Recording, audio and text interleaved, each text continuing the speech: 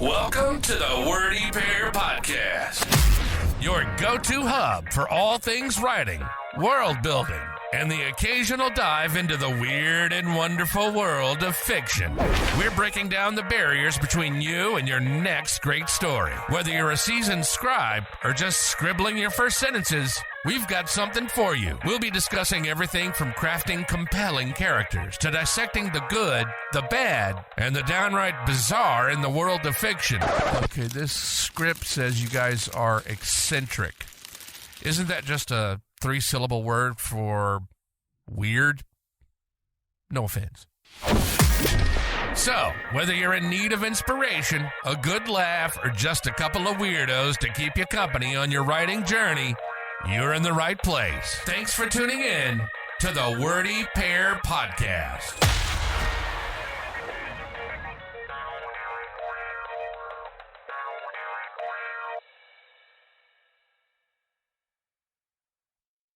Okay, well, this is episode 2 of the Wordy Pair Podcast. I'm Rudy. And I am Justin. And hopefully I won't have any sound problems while we're doing this. Hopefully not, but are you using your fabled battery-powered headset? Yes, but I leave the thing charging done. Almost all the time, so. Well, that's bad for the lithium-ion batteries that make it into a disposable object. Yeah, that's fine. It's better for it to be a disposable object than for me to be in the middle of doing one of these and my headset turns off. Or you could just get a wired headset like normal human beings do. Well, I would have done that, except that I was doing the whole VTubing thing, and I needed a wireless one, and then my wireless one broke because it was made of cheap plastic. So I went out and bought another wireless one, and it didn't sound that great, so now I'm using a combination of a Yeti microphone and a wireless headset, which something about that just feels excessive to me, but there we are. Yes, there it is. I mean, you can get headphones with fairly reasonable length cords. But, it was an issue of, moving it around and getting, running things over things and all this other stuff. I still don't have a good position for this microphone. Technically, I should be closer to it, so I'm probably getting a bit of an echo right now. Well, maybe. Who knows? I don't hear your audio problems as well. Yeah, you usually don't hear it on your end, but then I go back and listen, and I'm like, yeah, on my end it doesn't sound that great after the fact. Well, it sounds alright to me. I think Discord probably does something to regulate that. Oh, probably, yeah.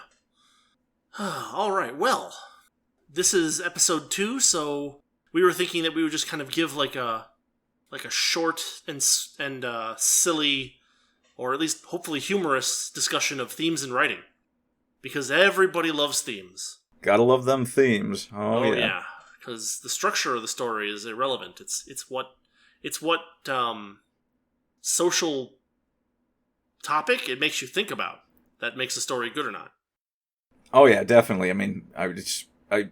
Okay, look, so themes are like the little marshmallows in Lucky Charms cereals, except those little marshmallows are actually just like Eberhard erasers. Mm-hmm. I think people waste... You're gonna need to go on, yeah. Yeah, I think people waste too much... Well, it was just supposed to be a joke. Yes, a joke that lands, and then it's just dead air. Well, it may have landed. It has now ceased to land. It jettisoned itself. Out of a window. Yes. But no, the theme of a story is something that, like if you sit down and you have an idea for a story you want to write, I don't know how many people are sitting down and just saying, I want to write a story where the theme is the suffering of clowns, or something like that, or maybe panic in the heart of disaster. That's so instead of keeping your cool in a disaster, your theme could be panic in a disaster, and it's like I don't know how many people actually. Yeah, so you've got a theme of maintaining panic in a disaster. Just kind of like maintaining your cool in the face of a disaster on its head. We'll say your theme is maintaining panic. And that's your idea. You sit down, and so now you have to come up with a story in which there's a disaster and someone is constantly panicking, no matter whether the disaster is rising or falling in its intensity. And that just doesn't, it doesn't have as good, I mean, you can do it, but it doesn't have as good a creational foundation as coming up with a story about someone in a disaster, and then painting the character with a personality in which they always panic in a disaster, even if the intensity decreases. So, because there you've got a personality for a character, whereas if you're using it as a theme, approaching it from a different direction, you're kind of saying that comes from outside of the character itself. And so that means it kind of has to cover everything in the book. So like everything has to be a panic situation for every character in that book, which doesn't, I mean, if you have a theme in a book, generally, much of what the book is doing is portraying that theme. But if you have multiple characters with different actions that they're going to take based on what is going on, you might not be landing that theme with every single character, and you might find that you get all the way to the end of a book and you have developed a completely different theme than the theme that you chose at the beginning to start with. And whether that theme is better or worse, that is what you wrote. Those were the ideas you came up with, and that probably makes the better story. So starting with theme is not necessarily, although not an invalid strategy, not necessarily the best strategy, especially if you're doing creative writing projects and you're trying to learn how these things work. You kind of have to feel it out, figure out what it is you like to do as you're writing. Well, I mean, that's you can compartmentalize a theme in a particular character or a couple of characters.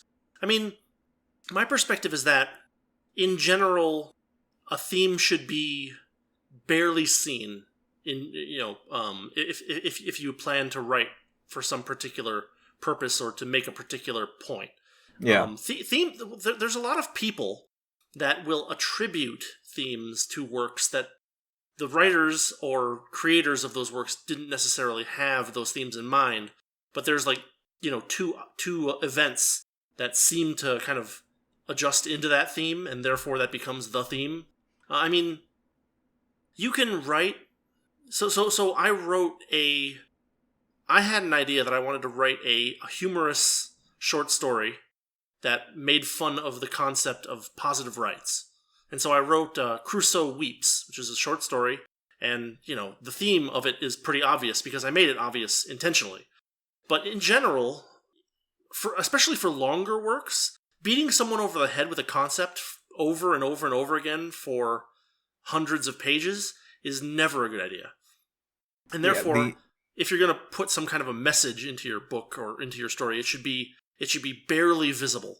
It should be something available for someone who reads carefully, and something that a person could totally go through the story and not notice for longer works. For shorter works, you can make a story where it's like, hey, I'm going to club you over the head with this for a second. But it's only for a second, and therefore it's less egregious than doing it for a 900-page book. Yeah, and you have the whole thing of where it's like you get beat over the head with the theme for a second, and it's just like you kind of rub your head, and it's like, that kind of hurt, but it didn't really bother me all that much. Or you may find that you're totally into that, and you're like, okay, I like that. That's a good theme. Is that like a literary masochism? Yes, that's. But no, it's you're right in that, especially with shorter works. I mean, you're only working with a couple of pages. You can take a theme to its full range in a couple of pages, yeah, and demonstrate your point pretty clearly. But you also brought up another good point, which is that a lot of times people will think that they're writing along these themes. The book lands in 5 different people's laps, and each of those 5 people look at the work and come up with 5 different themes that they really think that the book is about. Yes. And it's, I mean, I know I've seen a lot of people that have written things that were like frustrated by people not getting the point of it, which is, you set yourself up for that if you if you think that people are going to take away everything that you said either verbatim or exactly as you intended, which is never the case. This happens even with experienced readers. They will gloss over something where you thought you were implying something enough that people would pick it up, and they will miss it completely. This happened to me a recent prompt that I wrote for. I thought I put in subtle but noticeable indications of a couple of things that were supposed to happen after the story, and the readers of the story completely missed it in general. Yeah, and I actually, I like to stick little bits of references, really thinly, not thinly veiled, but actually just really thin references to things from anime and books that I like. And I've gone back and read some of the things that I did, and it's just like, oh yeah, even I wouldn't have picked that up, and I'm the one who wrote it. Yeah, I mean, I've done that accidentally. I was creating a character, and I realized that I had created someone very similar to Kay from the Dirty Pair. So I was like, "Oh, no, you too, huh?" I wasn't even thinking about it. I was just kind of doing my usual. I need to create 10 characters for the crew for this starship, and I was kind of just going through one by one and going through, and then I made one. And was that Bill? No, this is for my novel. This is a totally different character. Oh, okay. No, I mean very close. I mean not very close, but I guess you would say the way that she's described visually is close to Kay from Dirty Pair. But you just made me think the words visual K, and now I'm angry. Well, it's your fault for putting that into your brain to begin with. But no, it's. I mean, I actively created characters that were based on the Dirty Pair in one of my books, sure. And it's if I were to hand that book to someone who knew the Dirty Pair, they might not pick up on that, even though I heavily implied it in a couple of places.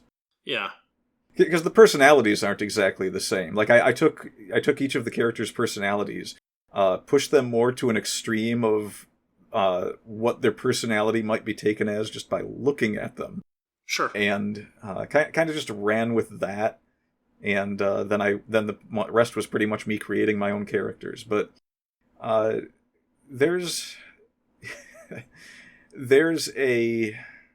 I don't know. I guess there's just the ability to paint a story with a theme after the fact it's much simpler because it's much easier to take the thing as a whole. Whereas when you're working on it, a lot of times you're coming up with new ideas as you're going. Even in a short story, yeah. You'll be in the middle of writing, you'll be like, I actually have a good idea. I'm gonna stick this in here and maybe go back and edit something so that it fits in, or kind of let the rest of it play out a little bit differently than I intended. Yeah. And if you have a theme that you're trying to stick to, you may be throwing away. I mean, you're always going to be throwing away good stories here and there once you have a finished product. But sure. A lot of times you might be throwing away a way better idea just because you stubbornly stick with the theme. Oh yeah. Well, I mean, never be afraid to set something aside if it's not part of if it doesn't fit into what you're trying to do. Then, but here's the thing: if you believe in something, whatever it is, very strongly, that's gonna work its way into your work unless you're consciously trying to avoid putting it in there at all. And generally, you're not going to write that way for extended periods of time. You're going to be writing other things and not thinking about this thing, but you still believe in it, and therefore it'll probably creep in to a certain degree. And that creeping in is kind of right at the level where you want themes to be, not overt, but that a person who also believes that same thing would be able to look at this and say, oh, I'm getting a vibe off of this, that this person believes this thing. That's kind of if it's any stronger than that, unless you're doing it deliberately as a joke, then you're probably pushing it too hard. And of course, people don't like to be pushed in things that they're reading or watching, unless they specifically are watching or reading something for the purposes of being pushed. And generally speaking, fiction is not where you want to do that. Yeah, and there's also... So a lot of times if you're really, really trying to stick with a theme... keep in mind this is this is kind of ham-fisted advice that I'm giving out here. That's just we're assuming we're taking it to an extreme in a lot of cases here. Like for the author that wants to sit down and focus solely on the theme and not not like take any deviation from it. Like if you think that it's that important to stick with it under any scenario, there's a couple things that you really need to look out for, and one of those is motivation, and not motivation in terms of people continuing to read it, but the motivation of your characters. A lot of times trying to stick to a theme too much will create situations where characters do things that make absolutely no sense either in the universe that they are in or for their own personal motivations. Yeah. Like having a character do something because that's your theme when they've been acting in a way that would imply they would take a completely different action at that point is... Well, one really good point that you're kind of touching on here is that if you're going to have a story with conflict, you're going to need to have some of those characters oppose that theme, whatever it is. And so if you're trying too hard to get every character to uniformly believe in a thing, then you're going to end up having problems with the way that they interact with each other. Yeah, and it may not be the way that you want it to be interpreted either, because the person that's in conflict with the theme in the reader's eyes may come out as the person that was really doing the thing that, they preferred.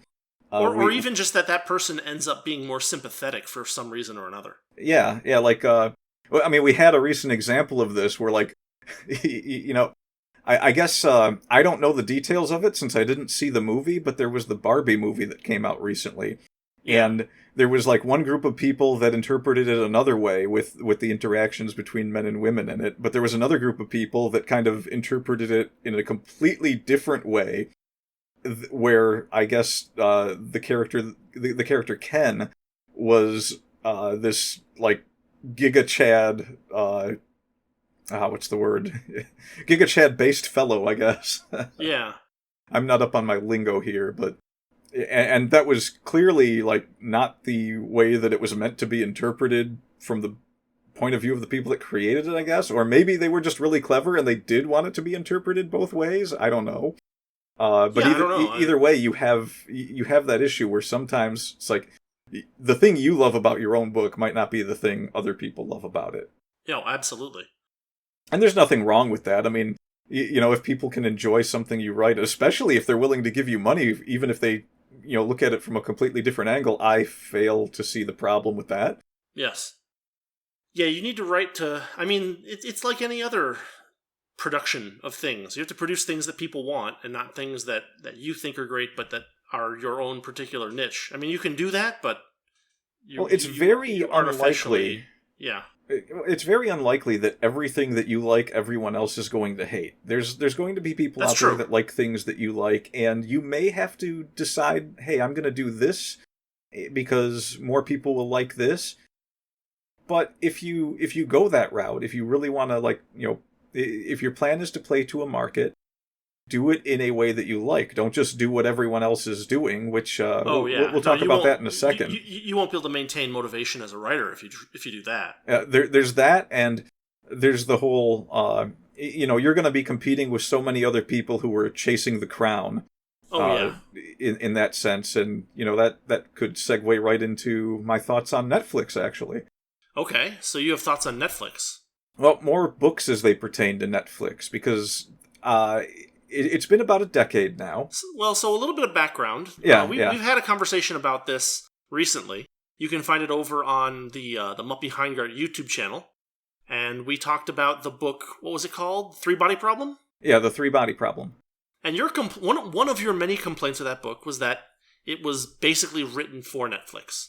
Absolutely. No one's going to convince me otherwise for this. It was written by the author with the intent of getting it made into a Netflix show. Okay. So with that background, go ahead. So some of the things that came up in that conversation were the way that, and I have seen this, I have not really been able to get into mainstream authors in the past almost 20 years now. And the past 10 years have been the absolute worst, because you try to find detective novels or mystery novels, and they're not really detective novels or mystery novels. They're these crime dramas where there's a detective character in it, but they don't actually do any mystery solving. you don't really get clues that you yourself can play around with. They give you clues, but the clues are all meant for the character, not for the person reading it. Whereas the mystery genre is what makes it different from the crime genre is that you get these pieces of information that you can mess around with in your head. But you look at the books that get made into shows on Netflix, and especially, there was a very long stretch of time on Netflix where every show that came out, even if it wasn't in the detective or mystery genre, they were all like you had a sci-fi show that would feature a detective who was trying to solve a murder or figure out who these criminals were in some situation. Yeah. And they would present it as a science fiction show, but it was really just like not a hard crime drama, but a crime drama. And they would go around gathering these clues. Mostly they would be fumbling into the answers. They wouldn't really be solving the situation themselves. It would be a lot of coincidence that just brings them to the answer that they're trying to find. And of course, you have to have 5 different characters, all with their unique flashback backstories. And a lot of that, that's how authors seem to be writing to get their books turned into Netflix shows these days. Which, Yeah. I mean, if you want to make money, sure, go for it. But I guess they're... Well, if you want an extremely low probability of making a lot of money, but Yeah. a very good probability of making very little money. Yeah, like I said, you're chasing a crown that other people are after. You're Yeah. literally playing Game of Thrones, except you're just trying to carbon copy Game of Thrones in a lot of cases. Well, there's that that was too. that was what prompted it. Actually, I was on Twitter looking through a bunch of writing stuff, and I came across a post by an author that said, something like, "Why is it every new book these days has a title like Rivers of Sorrow and Glass?" Uh-huh. It's just like you had the Song of Fire and Ice, was wildly popular, wildly successful as its Netflix show, Game of Thrones, and like for a long time after that, you had lots of people that were writing stories. People have trained themselves these days to follow algorithms that aren't even computer based at this point. Like the publishing industry, they're looking at that. You have people that work at these publishing industries. They're like, oh, well, this was called Song of Fire and Ice, so this thing that has the same cadence in its title could also be popular. Which I don't know about you, but because the cadence of a title is what determines how good a book is. Yeah, but that's how they look at it, and it's Of a course. really strange way to look at it. It kind of happened with all the really long titles in Japanese books too, for all the isekai novels. the light novel glut of Yeah. ridiculously long titles. So I ended up in another world reviewing books for Netflix and found that I was actually a spider or something. Yeah. Or, Yeah. they're just getting worse. They're just getting worse. But they will look at these and say, okay, well this one fits the non-digital world algorithm that we have set up in the publishing industry to weed out what books we want to publish and what we don't. I just thought of something.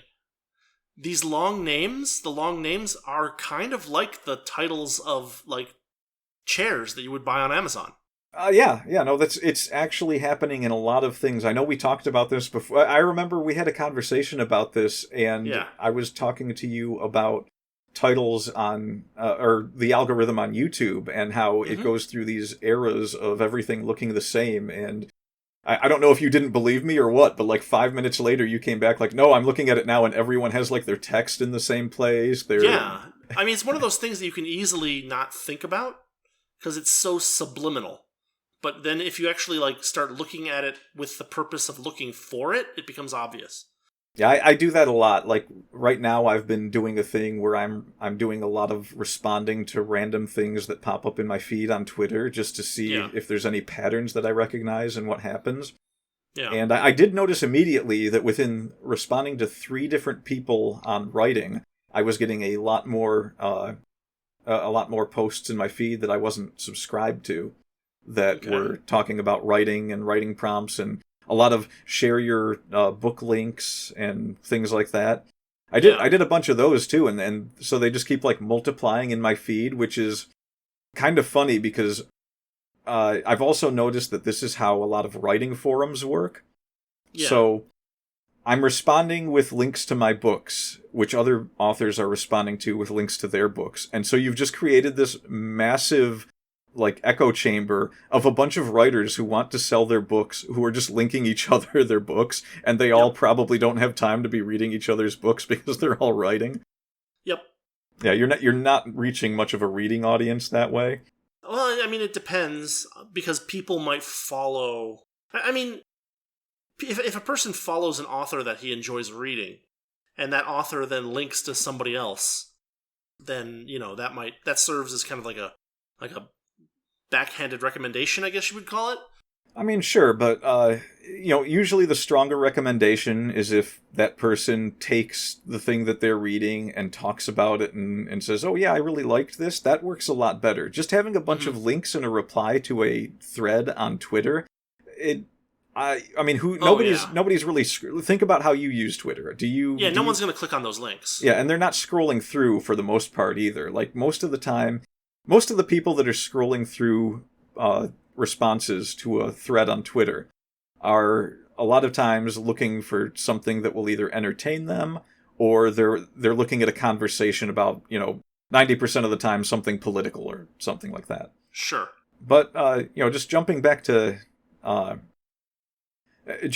these algorithmic ways that people are training themselves to write, it really seems to have degraded a lot of the creativity in writing, and that's one of the reasons that I wanted to start talking about theme earlier, was because we're training a generation of writers to look at writing as this blob of just like kind of like punching in and going to work, and here's the task that you follow to get it done. We're training them to look at writing like a Skinner box.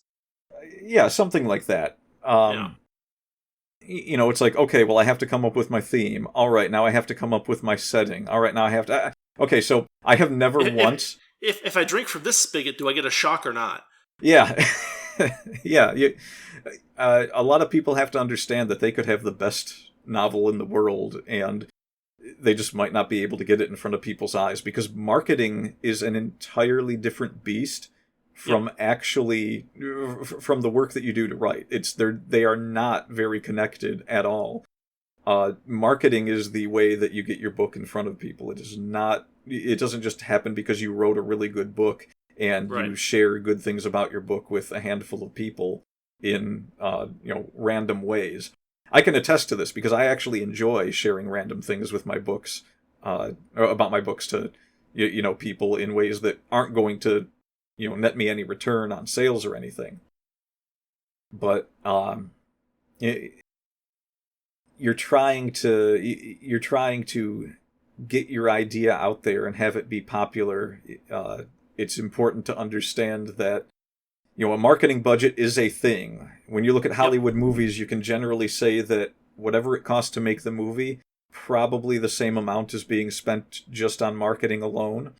Yep. And a lot of times you're going to have to spend way more money marketing your books. Or at the very least, you're going to have to invest the time, which translates to a large amount of money, into building an audience that follows you, that will want to buy the things that you own. Now both of those things will pay off in the future.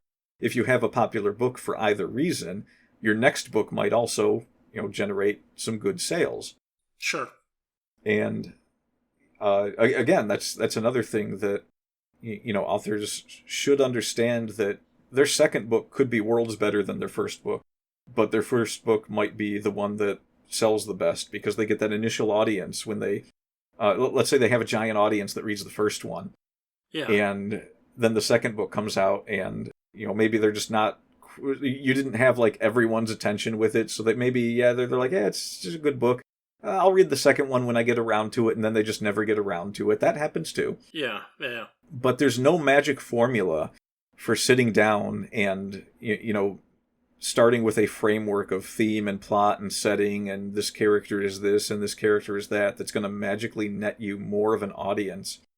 And unfortunately, the algorithm does work in a lot of cases, which means that at the very least, you have to understand that it's the algorithm and not your attention to detail on the kinetics of writing that's going to get you there.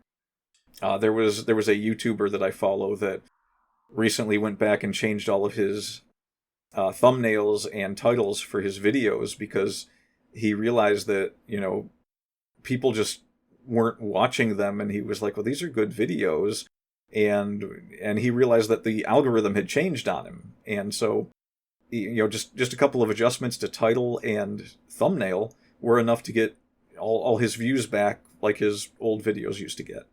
Huh.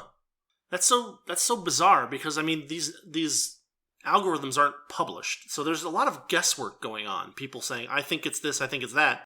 It's not too hard to see what's actually... you can look at the views that a video has. You can look at the thumbnail that those videos have. And then if you look at enough of them, you start to see those patterns. That's what prompted me to start that conversation with you earlier. I must be really bad at pattern recognition because I just don't see these things. You are a physicist. You are not bad at pattern recognition. I think that I'm just more... I have more fun doing things like that in my daily life than you. You're probably a lot busier than me. Well, no, I actually kind of am bad at pattern recognition in a sense. Like, if I'm ever playing like retro video games, I'm never really following the patterns that the Mega Man boss is moving through. I'm always just reacting to what it is doing. Okay, actually, now that you mention that, I do remember one time I was watching you play Hollow Knight, and you were at a boss, and I was just like Rudy, the pattern, it's the what are you doing? Like I was just watching you like. Is he just not looking for the pattern? Yes. So I don't know. Maybe there's a bit of that, but it doesn't change the fact that if you actually sit down and look for it, you're gonna see it. There are people that... actually sitting down consciously and saying there must be a pattern here. Let's see if I can find it. Is definitely way, I guess, motivating or it encourages you to actually find stuff. As opposed to just like kind of looking at things and not really thinking about there may be a pattern here. I need to look for a pattern. Yeah, and there's a lot of people that could attest to me being a complete psychopath and looking for things that nobody else would bother looking for. So I'm probably a bit overboard in that. But it's a real thing. There's real things that the modern world expects you to do that will benefit you, but unfortunately will also benefit anyone who may not be giving it the effort that you're giving it, which might, that might be a bad thing, but it might also be a good thing in the sense that, look, anyone can get in there and be creative and put something out there and put it where people can see. Like, that's not a bad thing. Yeah. I do think that it hurt the mainstream publishing industry a lot, but I don't think that it's been anything but a boon for the indie publishing. What do you mean by hurt the mainstream publishing industry? Well, their books are becoming very very flat, very boring, and they're having to spend more money to market these books. They're having to take less risks, which means the growth in the publishing industry doesn't seem to be, it's not that big anymore. Amazon is eating everyone's cake in that sense. Mm-hmm. And, if you're like a big paper or even like a big publishing house that publishes digitally, not taking a risk just means that you're like everyone else. Right. You're not going to be the one that publishes the next Harry Potter or anything like that. And it kind of brings a tear to my eye to have to say that Harry Potter was, less mainstream and a lot more different than a lot of novels that come out these days, because, in the 90s, I would have looked at that and been like, this is boring and trite. I've read this before. Give me some Deanna Wynne Jones. Right. And nowadays. So if we didn't lose everyone after that one... Glad to hear you're still with us. Yeah, no, So I had to read the first Harry Potter book in high school as a project for one of our teachers, and I just didn't get what the fuss was about. It was like, oh yeah, it's a good story. It's definitely for a younger audience than me, but it's a good story. And the next thing I knew, it was like the biggest thing in the world, and I'm like, what just happened? And what just happened and why? Yeah, I think Did you read it for the teacher that I think you read it for? Yes, absolutely. Okay. Yeah. He recommended the books to me several times, and I was like, yeah, maybe I'll look at those someday, and I never did. Now, to be completely fair, you and I were always the type that would go into the library and just find any off-the-wall thing we could, and the more... Sure. I mean, in my case, the more outlandish it was, the better. Like, I was always looking for the strange sci-fi or the things that sounded, really weird, like, oh, geez, there was this story... I can't remember what it was called. It was about these kids in a classroom, and the teacher was talking about the idea that you can... your perception of reality is based on how you think. This was a kid's book. Like an elementary school reader, 6th grade level, according to the standards back then, which would have been like a 2nd grade level by you or I, our standards. And the story basically went that the teacher held an apple up in front of the classroom and said, "Now everybody concentrate on making this not exist, and just as a thought experiment."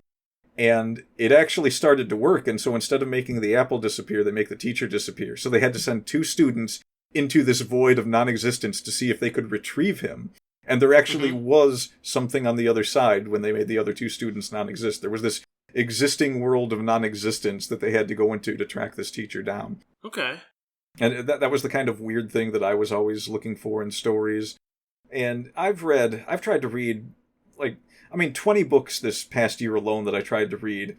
I would maybe get halfway if I was lucky, where it was just like, this is either a standard, this character is coming into their own novel, or a standard crime novel without any real mystery to it, or sci-fi where nothing really sci-fi actually happens and everything takes place in some setting where it's just people talking about their different personal beliefs.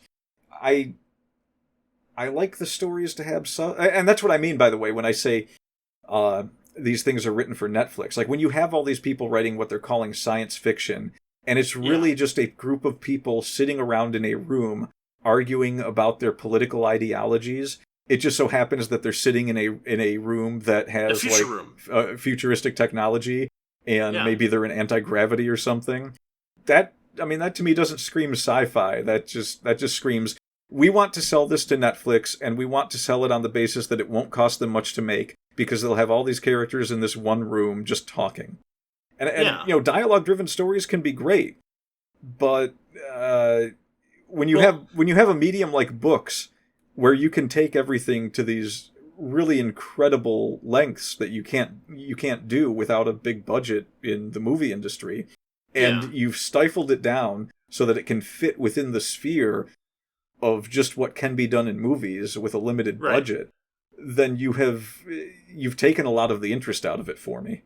Yeah, I mean, I would say it's exceedingly hard to write a dialogue-based story that is very good. Like, we can both point at, say, 12 Angry Men as a dialogue-based story that is fantastically well done.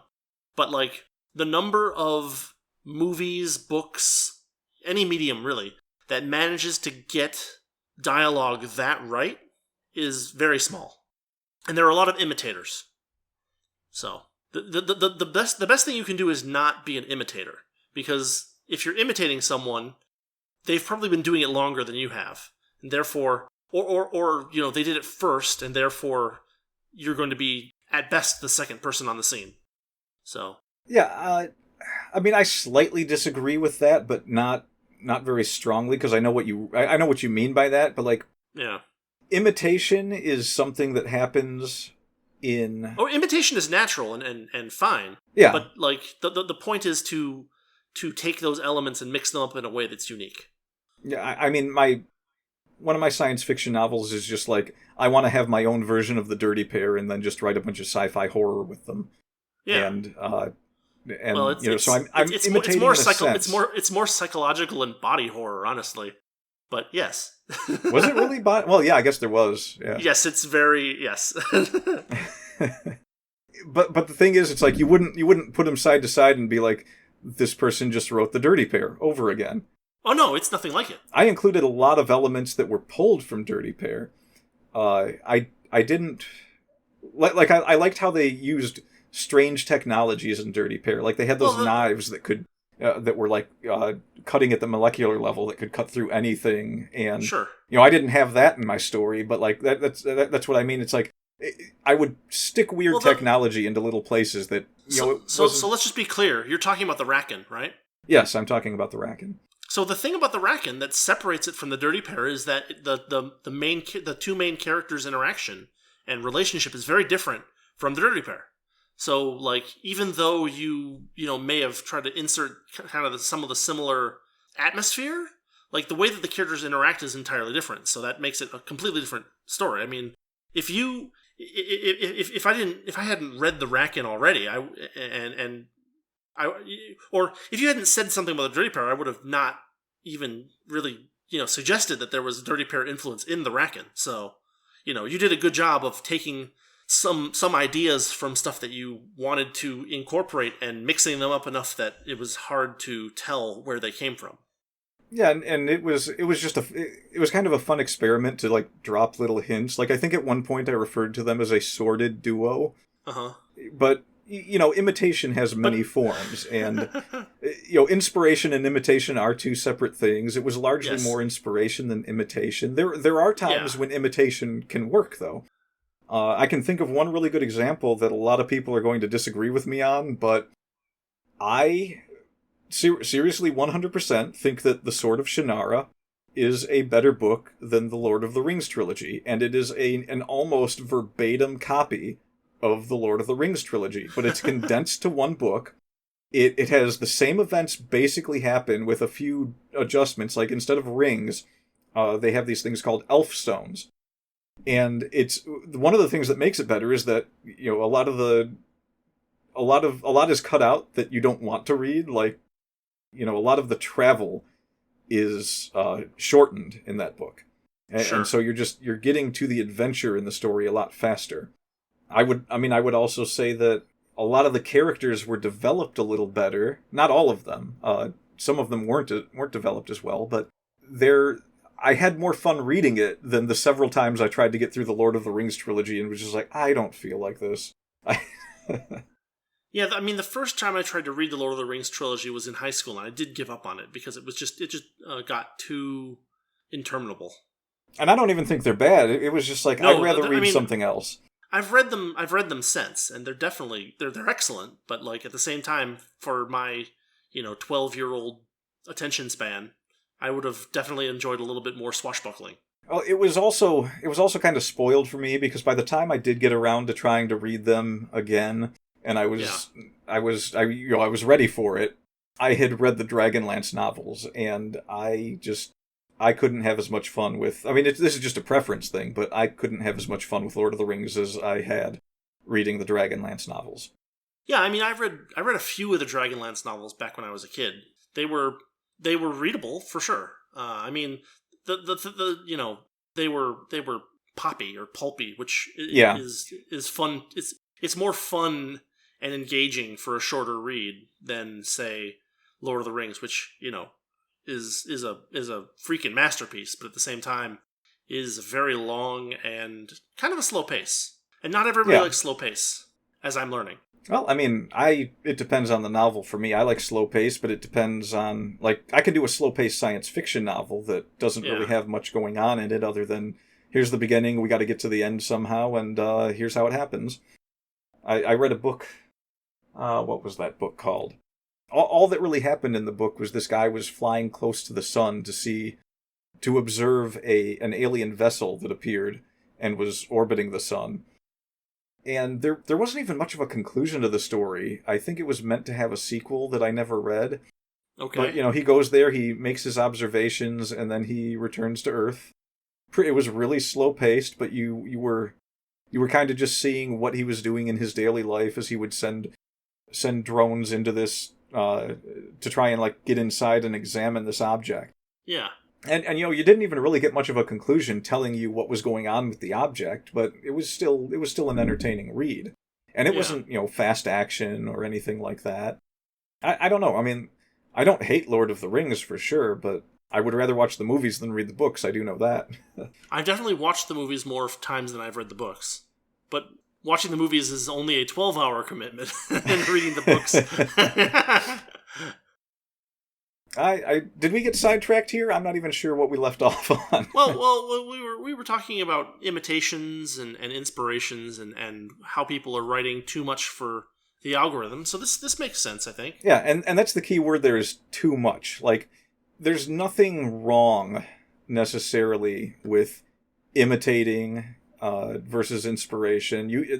Imitating someone's great work is perfectly legitimate, but you have to make the imitation your own. Another thing about it is that it's a really good way to learn. Yeah.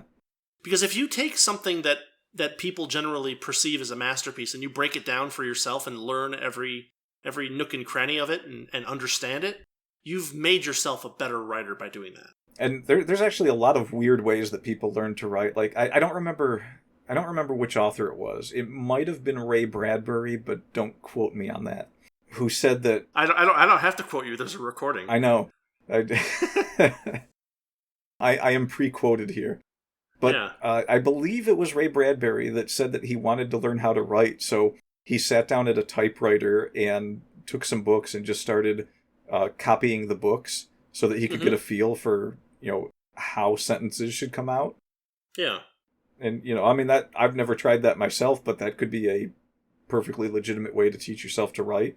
And if that's a learning artist might trace a work to understand the anatomy or the structure of a drawing. So yeah.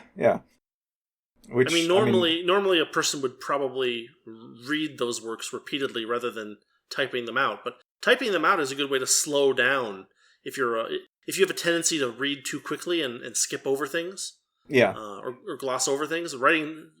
Sitting down and slowing them down to slow enough to write them will definitely improve your understanding of what's going on. I mean, there's a movement that I forget what exactly it's called, but to describe what it is, basically it is having the audiobook of a book and the book itself in front of you at the same time and going through them at the same pace. And some people find that very good for understanding, say, complicated nonfiction works, because it forces them to slow down their reading and actually focus on the details. I had actually never heard of that before. That's interesting. No, someone suggested it to me a couple years ago, and I tried it, and unfortunately, it was a little too slow for me. But I'm a very stupidly quick reader, so maybe I needed to speed up the audiobook or something like that. But it definitely slows you down because a person's only going to speak 100 words a minute, and you might read 400 words a minute. So yeah. Well, we're closing in on 49 minutes here. Technically, what we just talked about would segue into a brief discussion on artificial intelligence being used for writing. Okay. So you were talking about how artists and authors... Okay, so artists and authors copying works to learn how to do their trade. Mm-hmm. You also have a lot of people that aren't happy with the modern state of how quote-unquote artificial intelligence is being used for these tasks. So, do you have any thoughts on that before I give mine? Well, I mean, my basic perspective is that artificial intelligence, calling it artificial intelligence is a misnomer. It's procedural generation. But that, it's a tool. I think that there's nothing wrong with it because a lot of people are getting up in arms that something is quote-unquote copying their work. But realistically, they've quote-unquote copied the works of hundreds of other writers and or artists in the process of becoming a decent artist or writer. You don't learn to draw by closing your eyes to the world around you. And AI is doing practically the same thing. One thing about AI is that it's going to generally, or for the purpose of writing specifically, AI is going to be better able to recognize the structure of things rather than in art where it doesn't really understand the structure.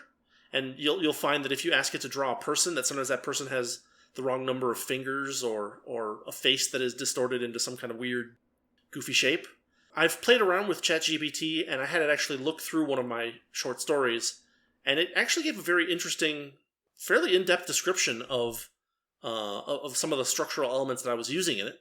It was very congratulatory toward the writer, and it might be designed to do that, to be especially polite and positive. One of the problems with AI is that people aren't willing to see what it actually will produce, and so they put a lot of hoops around it to prevent it from going off in directions they don't want it to go, which I think is trouble for the written word, especially.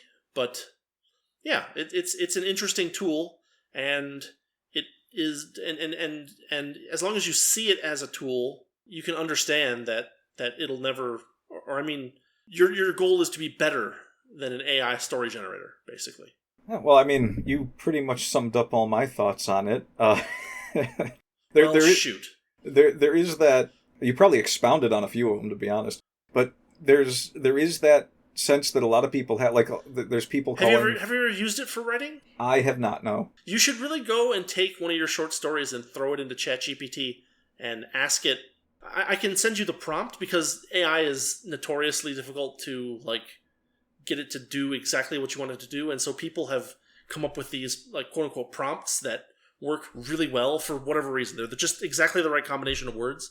But I threw my little time travel story into it, and it broke it down pretty well. And you might find some interest in doing that yourself. Yeah, I've been waiting to play around with things like that to see what they can do, looking for them patterns again, as usual. Yeah. But, I mean, okay, so from the perspective of someone who likes to write and who doesn't really draw well but likes to draw. Yep. I'm not bothered by the existence of these things in the slightest. Now, there's a lot of people that want to call for regulating these AI generators, and I think that you're throwing the baby out with the bathwater in this instance. I think there's a lot of good things they can do, and the things that you think are bad about them are not as bad as you think. Like, okay, so for instance, first off, if you like doing the things you do, it doesn't prevent you from doing them. Yes. And a lot of the complaint that I see that people have is, well, I mean, this is taking jobs away from people. Like, there was that whole thing with, what was that Marvel show called? Secret Invasion, I think. Okay. Where apparently they used an AI generator to produce a lot of the art in the theme song. Oh, and it looked atrocious. It looked absolutely atrocious. But I guess they thought it was good enough for a Marvel show. Well, it was probably better quality than the show itself. It's interesting you should say this, because yeah, there's definitely a skill in generating AI art. Like the prompts from Iron Age are all AI generated, those pictures. But they for some reason they have a person who just knows what they're doing or something like that, because those art pieces always look really good. Like surprisingly good, like good enough that when I found out that they were AI generated, I was a bit taken aback. Yeah, well, that's kind of the point that I was getting at. Is a lot of people, people are looking at this as taking jobs away from artists, but the reality is, well, yeah, I mean, there's that too. It's like I'm not going to take a book cover made by AI over someone who can give me something that is perfect and 10 times as good as what I could have gotten by fumbling around with an AI for 12 hours. Yeah. And sometimes you can get lucky with that. Yeah, sometimes you can get very lucky with that. I mean, I could go onto a book cover generator right now and type in 3 words, and 90% chance it's going to give me something that is good enough that I can put my title on it and sell it as a book, and it'll look fine. It won't, and you can even go in, there's people that, like I said, I mean, this is kind of the result. All the people that are complaining about it, this is kind of the result of how they have, like what kind of artists and writers they've become, where they're trying to appease these algorithms instead of giving their best work. Yeah. And so what you have now is AIs that know these algorithms and can work with them faster than any human brain can. And just create a cover that will appease an algorithm for you. And so now you have a situation where, the AI can outcompete you because that's the system that we set up for the AI to work with. But there's also a couple things to think about. So, like, you have a company that doesn't want to pay a bunch of artists and wants to use AI to generate their artwork.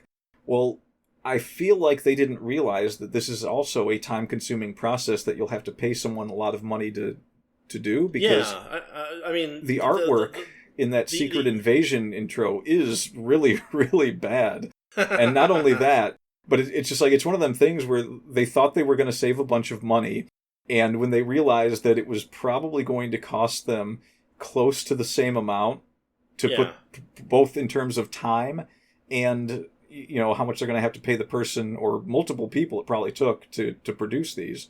Yeah. They probably were just like, you know what, just take whatever it gives you, and we'll use that, and people just made fun of them for it. So, and the person was like, sure, we'll do that. Yeah, so they probably overpaid someone to do very little work, and the result was that they were laughed out of the room. As they should have been. Yes, absolutely. So I think that people are... I mean, look, do you want to... See, that's the thing. People are like, but, you know, there's like 5 jobs that Marvel could have given to really good artists to produce that. And it's like, do you want to work for the company that will just throw you away and take absolute crap instead? I mean, a lot of people do. They see it as a gravy train. Well, yeah, but I mean, like, you know, I don't really respect the opinion of people who are just there to ride a gravy train as much as someone who wants to do good work. And so we should. I'm not disagreeing with you. Yeah, we should really be celebrating that these companies will just shoot themselves in the foot and try and. Well, it's always fun to watch a large lumbering company lose to smaller agile startups. That's always a joy to watch. So. Yeah, and that whole time-consuming thing is important too, because you're not just going to type something into a prompt and get an intro to a television show that will necessarily even match the tone of the show. You might get something good, but you're going to have to either hire people that can do that work by hand, or people that understand how the AI generators work well enough, and who are probably going to have to sit down for the same amount of time, if not more, than an artist is going to have to sit at a computer. Well, what ends up happening is that they maybe take less time, but they have to pay for these AI tools for access to them. Yeah. And so, you know, there's an additional cost there that people are thinking is zero when it is totally not. Oh yeah, that's a very important thing. So like, the amount of processing power, and you have to have basically a server farm for these AI generators to work. You have to have multiple computers that are that someone can connect to from the internet. So immediately you have to have an internet connection for this to work if you're going to do this, you know, at multiple studios. So you have to have the software. You're going to pay for a license for the software. The price of that license is going to reflect how much money it costs to keep those server farms up that are going to be doing the calculating that's going to generate these images for you, do all the render. I mean, you're going to be paying for the rendering time, the computer work to figure out how to create everything in the first place, and the companies that have these things that are selling you this product, they have to make a profit for it to be feasible. And if the subscription fee that actually makes them enough money to where they make a profit beyond being able to just keep the server farms up. Because, I mean, you have to house all of this. You have to have a building. The cost is nowhere near zero. Those aren't going to be small subscription fees. And they're not going to be anything that... there's really no way that you can cut that cost. I mean, there may be instances where it makes more sense to have a couple of in-house artists spend more time doing the work than to have that subscription. Yeah, absolutely. You know, how many small studios are going to want to spend? Well, the thing about having artists is that AI, these procedural generators are notoriously bad at maintaining a thread of some train of thought, right? Like you see this in a lot of the AI generated stories that happen, where like this happens and then this happens and this happens, and there's no overarching connection. Or you'll see, you know, in AI generated art that like this thing is next to this thing, but somehow they kind of flow into each other and it looks creepy, and this is because the machines that are doing this don't have very good, don't have a bird's eye view. So they end up making these very strange things when they try to connect things together sometimes.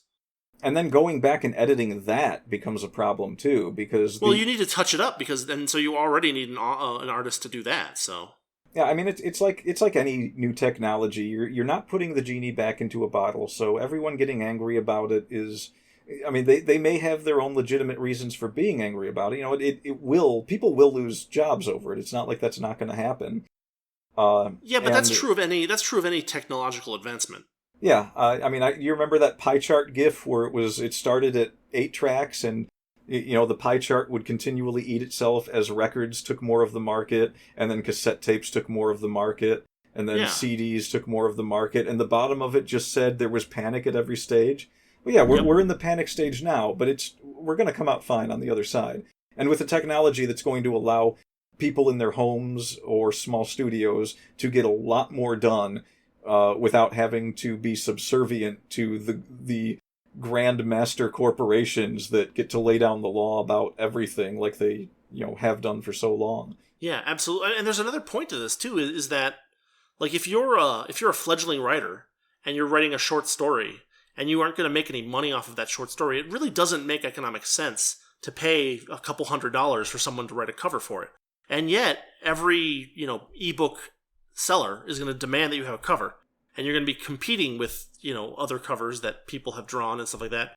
And there's a way to do this with minimal investment for stories that either aren't or aren't likely to get a lot of revenue behind them, and that's to see if you can come up with something with you can do royalty-free images, but if you've got something that's really off the wall, something very creative, you might not be able to get something in a royalty-free image or even a royalty-paid image that will do what you need it to do. Yeah, and I mean, I'll give an example. So, like, I can't draw, not very well for sure, but I like. You are better than I am. well, I like to do my own book covers for my lesser short story kind of books, or for anything that I like for my big books, I go out and I pay for a cover. I'll find someone. I'll be like, hey, can you make a cover for this book?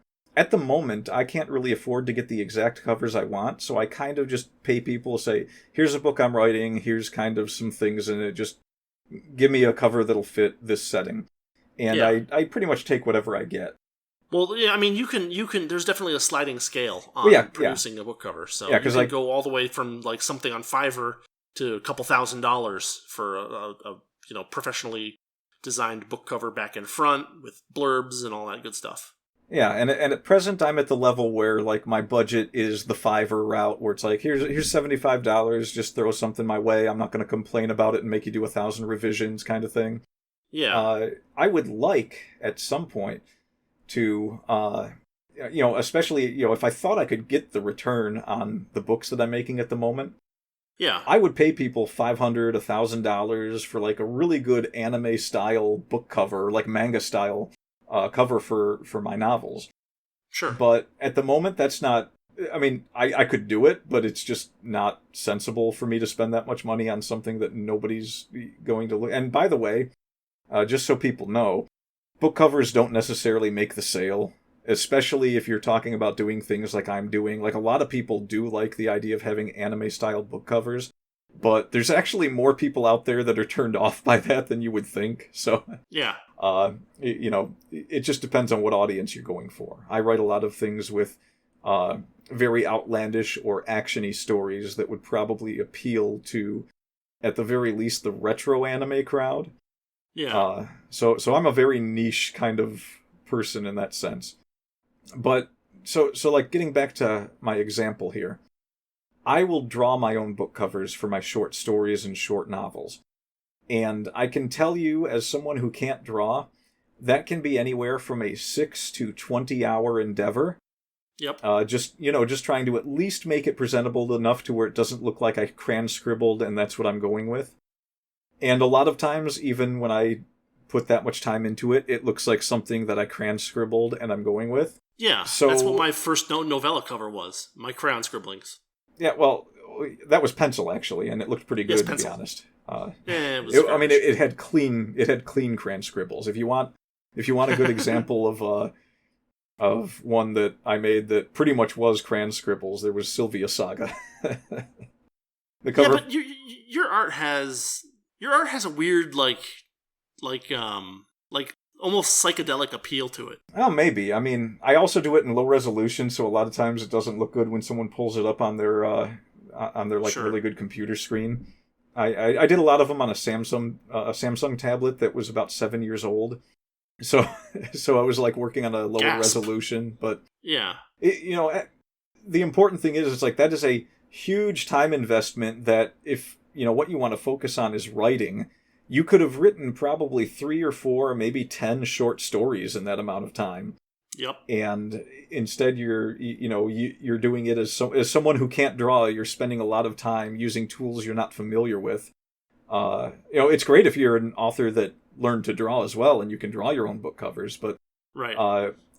It's a very different skill. And look at it from the perspective of someone who just wants to write.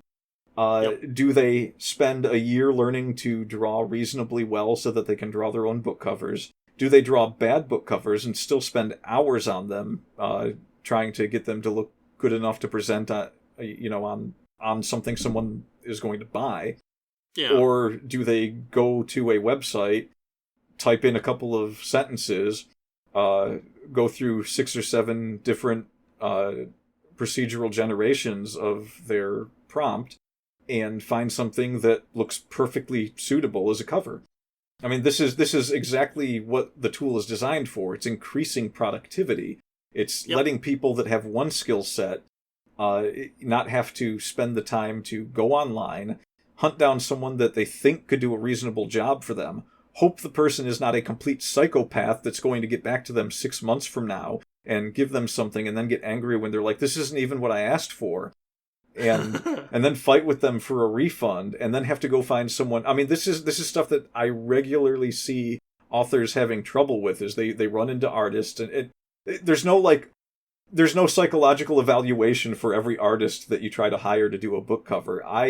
When I found people to do book covers for me, like in one case, I had been following the person on Facebook for a while. I had seen her work, and I had commented on some of her work and, liked it, paid attention for a while. And I did this with 3 or 4 people, and then I ultimately sat back and said, well, I would like to have an anime-style cover for this book. Let's see, I think this person is the person that I'm going to ask do that. But that's like, that alone was a 3-month investment of my time just looking for an artist. Yep. And even the little amount of time I spent doing that is taking away any time that I could have been writing. Now, again, I'll say that I prefer finding artists for my covers, but I do not object to, think of what this tool is doing. Think about how many people have for years online complained about how they want to work on their art, but real life just gets in the way of too many things. And it's like you got to suck it up and do the work, and then you do the thing that you dream of doing on the side. Well, now we have this tool where someone who is practically penniless can barely afford an internet connection and a roof over their head, and is eating is eating 25-cent ramen. And Taco Bell. Well, what is ramen now? Like 90 cents with inflation, but it used to be 25 cents. They can sit down at their computer with their internet connection. Doesn't even have to be a good internet connection, because you're downloading an image at this point. Yep. And they can go to a website where they just type in a few words, and they can find something that's reasonable for a cover. It won't be exactly what they want. They won't be getting this high-end book cover that is going to outshine everything else, but it will be something that someone would look at and say, yes, that is a book cover. That is reasonable book cover that you can use. If they discover that they can produce amazing things using the AI generator for art, then that's already a talent that they have. That is a separate thing. Yeah, there's that to be said of it too. And just for the record, I'm still with people on how stupid a lot of the NFT stuff is. But for the AI thing, I care much less about AI just destroying these jobs. And I know that lots and lots of people, there's people that are just outright not going to ever want to communicate with you just for having that opinion. Sure. But, this is going to give lots of people okay, so let's look at it in the reverse, because I did not really hear too much coming from the writing or art community when you were able to sit down at a prompt and tell a computer to write a 100-page story for you, and it would generate something that you could sit back, read, laugh at how it wrote some weird thing. Like, I didn't really hear people complaining about that too much. So the people who draw that have a problem with this AI stuff, sit back and think now, if you wanted, you could sit down and design a book cover, draw it out, draw the perfect thing that you want. But let's say you wanted a story to go with that. Well, the tools already exist where you can have a computer write that story. You can go in and read it, find the things it wrote that don't make sense because it's a computer doing it, and just change that. And you can have a novel that you can put out there for people to read. You can have a story about your character without having to go to an author and say, hey, I've got this picture. Can you write a story to go with this so I can give my fans a little extra entertainment? And then you've got to wait for the author to write it. You've got to wait for them to come up with the idea. You again have that psychological evaluation problem where it's like, is this person going to flake out on me? Are they going to? Believe me, plenty of writers are psychotic. Oh yes, I absolutely believe me. You're going to have the problem. A lot of times you'll have a problem where it's like, you wrote me borderline porn. That's not what I want. I didn't ask for this. You got to pull an Adam Jensen on him. Yeah. So yeah, I mean, this is a tool that works both ways, and frankly, I would have zero problem as a writer with someone having a book entirely created by a computer for them, and sticking a cover that they drew on it and publishing it and making money off of it and being a more successful author than I am. That would not bother me one bit. It would be, at this point, it would be difficult to be a less successful author than both of us. Well, I mean, I just in general, even if I was wildly successful, if someone was making more money than me doing that, I would probably be reading those books because they would probably be very fun books to read. Like I am starved for good new authors, and if someone just had a computer write a story about one of their characters and it was actually entertaining to read, I would pay money for that. I don't care if it was generated by a computer. Sure. And there's another thing to think about. Think about all the times it's like, man, I can't find anything I want to read. You're living in an age right now where you can sit down at a computer, tell it to write something for you to read right now, and within moments, if not seconds at this point, you can have a novel sitting in front of you that you can sit down and read. And just based on my past experience in the last 2 decades, it'll probably be better than anything you can walk into in a store, pick up off a shelf, and start reading. I mean, there is so much to filter from authors at this point, especially in the mainstream. And thankfully, we're getting some of our built-in filters now. Like the Hugo Award is basically, you don't need to bother with this one. It's the Nobel Peace Prize of fiction. I'm trying to remember. Was the Three Body Problem Hugo Award or? I think it was, yeah. I think so. So it's just like, yep, that's the stamp of let not your fingers land upon this object. Pretty much. But, I mean,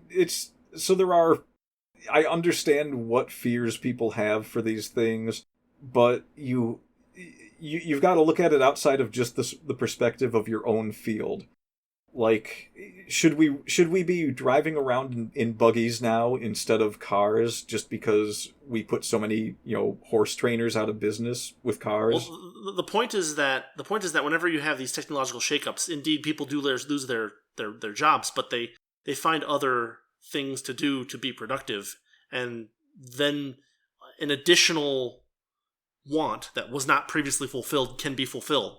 Yeah, and there's other like. Another complaint that people have is, well, these things scrape the internet and they build their databases of how to draw based on but at the same time, I could totally see someone producing an AI art generator that only trains itself on purely classical artwork, and that being very good. Yeah, I mean, there's nothing preventing. There's definitely nothing preventing anyone from looking at the Mona Lisa and trying to figure out how to paint, so to speak, based on the Mona Lisa. And, if you add every classical artist up through Picasso or wherever you want to stop, 19 something or other, then, Yeah, you can create some really good art out of that. Oh, well, there's a couple points to be made with that. So one is that you can use an AI art generator if you're a good artist to help you do things. Like, for one thing, you can use it for prompts. It's like, just have it draw something random for you, and then it's like, okay, I'm going to draw something like that, and I'm gonna do it in my own style. That's what I want to draw today. If you're just looking for some kind of prompt, you can have it draw something for you with a couple of prompts that try to get what you want out of it, and then it's like, all right, that's close to what I actually wanted to draw. Now I'm going to touch that image up so that it makes my work shorter. But look at it kind of like, again, or you could use it on your own art to create distortions and things like that. Like, there's a lot of people that like to kind of psychedelicize things, and that would be a really good way to, or you could make a movie, right? A movie of, I drew this picture, I fed it to an AI. The AI produced this. Then I put it back in and I gave it these words and it produced this. And you could create a movie or something like that. There would be people who would watch that. Yeah, and you can do that by yourself. Yes. It's also important to think about the idea that a lot of people are calling it stolen artwork.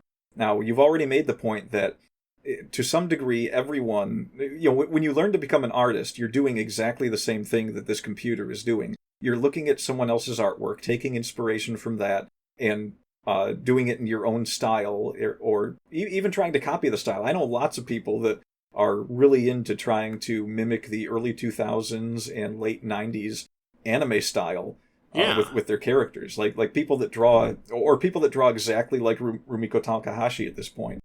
Right. If you're saying that, and those are valid, I guess is the point that needs to be said. Yeah, that is totally valid. I mean, I love those art styles, and the more people that are drawing them, the merrier, as far as I'm concerned. Yeah. And essentially, the people that are trying to write their books to become Netflix shows are doing the exact same thing as well. But to say that there's a huge difference between a computer, learning 70 different styles and then creating something that is different from those styles is theft, would make all art theft, which at that point it's just like, well, who cares? But there's another thing that you have to think about here. Someone could create, if it becomes enough of a problem where people are just like, no, we're not doing this, we're throwing this technology out because it's all stolen artwork, we'll try to make laws to make it illegal. All that's going to happen is someone is going to create a machine that will generate random images, and then they will have actual people sit down, and when they get an image, when the machine generates an image that looks close to something real, people are going to give it a little check mark, and they'll spend even years doing this until they have a machine that has, without stealing any artwork from anyone whatsoever, is able to create art in seconds. You're not going to be able to avoid this technology. That's what's going to happen. And then there will be nobody anywhere that can, you won't be able to get someone to create a law to make some kind of computer generated image that didn't steal any artwork illegal. That technology is here, and you will not be able to put that genie in the bottle. And if you try to, you're just going to end up in a situation where giant corporations control that technology, and the common person will not have access to it. Because the people that are going to get those laws written that a lot of people seem to think they want about AI technology, all they're doing is they're going to make it so that lobbyists in companies like Disney and all the people that want this technology that will save them money, they will find ways to lobby the government to make the laws written so that you and I don't have access to it, but they can use it for anything they want. And yes, that will give them a major advantage over someone who can't produce things using this technology. I mean, we're living in a world where we're on the brink of one person being able to sit in their garage with a laptop and create books, movies, artwork, entire animated features by themselves without having to hire anyone. And there's a lot of people that are looking at this like it's a bad thing. when in reality, the person that's able to do this without hiring any artists does not have more freedom in that respect than the artist that would have been hired. Like that artist that's saying, but you've prevented me from having a job because you chose to make this way. That artist could sit down and create something even better than that person and sell it and make money if they chose to do that instead, because they have access to the same tools. That's the important thing. Yeah. So I guess in closing, we can both agree that that we have no viewership now between the Harry Potter crowd and the anti-AI crowd. Oh yeah, but I mean, on a more positive note, we can both agree, and I think everybody listening can agree, that AI produced art is better than taping a banana to a wall. Yeah, there's well, I mean, you can have it make an image of a banana taped to a wall, but that wouldn't be the same thing. Well, yes, it wouldn't. You wouldn't be giving money to an idiot. Indeed. I just want everyone to think about the fact that someone taped a banana to a wall and made a lot of money off of that. Sometimes, in a lot of cases, more money than a lot of people will ever see in their lifetime. And we got people here complaining about someone being able to make their computer produce an image. Yes. I mean, I get it. I get all of your complaints about, artists and jobs and stolen artwork, but I hate to say it, you can't stop this, and I'm not sure you would want to try. Well, I think that's not the right perspective. I mean, like, you shouldn't want to stop this, because this is increasing productivity and, giving people opportunities that they didn't already have. And to, oppose that is to be the buggy whip maker that opposes automobiles. Yeah, or the people that Okay, so put it like this: the same people that seem to want to talk about not having AI artwork and making laws to prevent it seem to be the same people that are against gatekeeping. Ironically, but you're a gatekeeper at that point. You're trying to prevent a technology getting out there that will allow people to do things that you have a skill set for, and they won't need a skill set to do. Like, this is they'll need a different skill set. Yeah, this is the history of progress of humanity. We have always created new things that have changed what skill sets we have to have.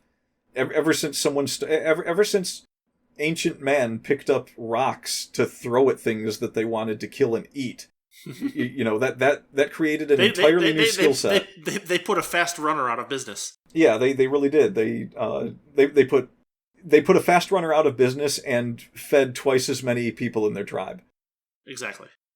Mankind was willing to sacrifice its extended limb length to be able to do that. Okay, so I think we're willing to sacrifice the fast runner as well.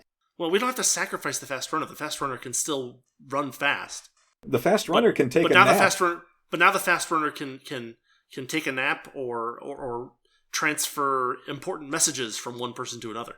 And I also feel like, just because of the type of people that you and I are, we should point out that this is a technology that you want the government to have its hands off as much as possible, because every time we create a technology that makes living in this world cheaper, more convenient, and less of a hassle, and I guess that's redundant, but cheaper and more convenient, and with more opportunity, the government loves it when people call for laws to regulate those things so that they can, again, make it expensive, make it so that, the government gets their cut, or, make it so only certain people get access to these things. I mean, there are right now regulators chomping at the bit for companies like Disney and Warner to show up at their doorstep and be like, hey, we have money. Please, sir, can I have some more? Yeah, they'll just be like, we have lots of money that could find its way to campaign contributions. And on a complete side note that's unrelated to that, it would be great if there was a way that it cost our competitors so much to use AI-generated technology that only we could afford to do that. And that way we could artificially keep the price high, which also means that the government would get more money in taxes from people that pay to use these things. So, Also, did we mention that campaign contribution thing? Yeah. Yeah. Wink. Let's aim for the world where, I'm just going to go ahead and say it because a lot of people, virtually nobody knows this, but if the government hadn't had its hands in creating the inflation that we have today, many of you who are working 40-hour jobs and wishing that you could be home drawing instead and creating your artwork would probably be working 16-hour weeks for the same amount of money. Yeah, something like that. Like roughly looking at what inflation has destroyed. And this was like the statistics from 10 years ago. I have no idea what the number is now. But it's 50% worse now. Yeah, you would have been working 16-hour weeks for the same pay. So that is what was taken from you, and by trying to prevent people from using new technologies that can increase productivity, you're only helping to maintain that degradation. It's in a lot of people's interest who are already rich that other people don't also get rich. Yeah. That you continue to have to work long hours constantly. The 40-hour work week should have been a 30-hour work week 20 years ago.